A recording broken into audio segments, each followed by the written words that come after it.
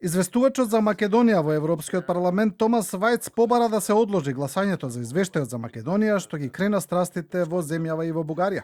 Вајц вели дека цврсто стои за тоа што го пишува во извештајот и дека решил да им даде шанса на европарламентарците од Бугарија кои ја спореа неговата работа и го обвинуваа дека имал заткулисни средби со, како што рекоа, надворешни фактори, мислејќи на македонски представници. И сето тоа влијаело на ставовите во извештајот.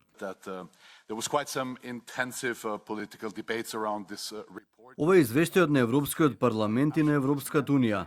Овој извештај нема намери, нема за цел решавање на билатерални прашања меѓу Бугарија и Северна Македонија. Сепак знаеме дека се работи за билатерални односи, но исто така, да речеме, за владење на правото, за третманот на малцинските заедници и така натаму. Затоа би сакал да поборам одлагање на гласањето по овој извештај за 24 јуни. Дел од парламентарците надвор од бугарскиот состав застанаа силно за Вајц и неговата работа.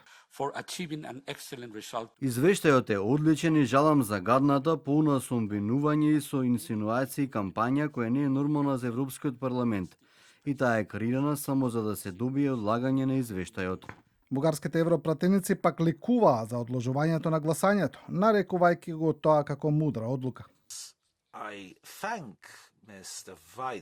Одлагањето на расправата за извештајот е мудро, одговорна и навремена одлука.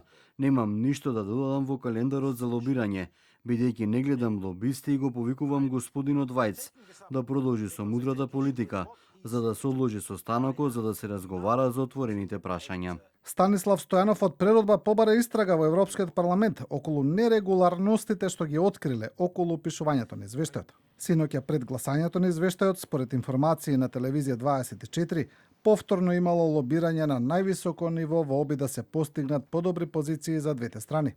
Во последната порака што синоќа ја упати премиерот Мицкоски, тој кажа дека очекува Европскиот парламент да донесе извештај во корист на Македонија.